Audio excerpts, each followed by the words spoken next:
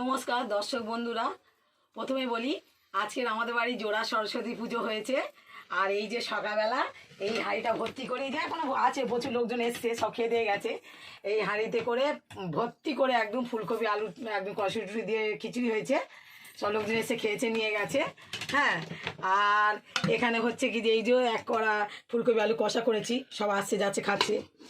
আর এই কিছুটা টমেটো চাটনি আছে, পাঁপড় আছে, ভেজেছিলাম অনেক, সব খেয়ে দিয়ে গেছে। আর এই যে আজকের বিকালবেলা গোটা চচ্চড়ি হবে, মানে কালকের খাওয়ার জন্যে, সেগুলোই কাটাকুটি করছি।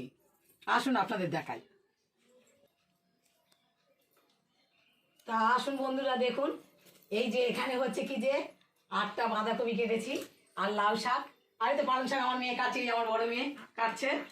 আর আমিও এতগুলো সবজি কেটেছি, এখন এই যে সব কাটা বাকি আছে। এই যে এখনো বিনস, গাজর, এইসব, এই এই এত আলু, 10 কিলো আলু রয়েছে।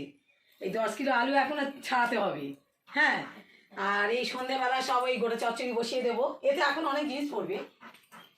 তা আপনাদের সবার নিমন্ত্রণ রইলো আমার তরফ থেকে। সবাই মিলে কালকে আসবেন, গোটা চচ্চড়ি খাবেন। আর দয়া করে আমাদের এইগুলোতে লাইক দেবেন, সাবস্ক্রাইব করবেন, তাহলে আমাদের ভালো লাগবে, আমরা আরও এগিয়ে যেতে পারবো।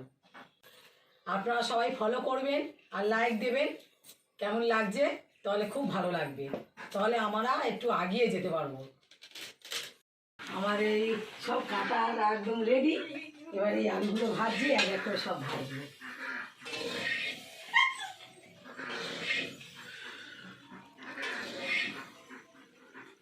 আমাদের গোটা চচ্চড়িটা এই এখন শেষ হলো।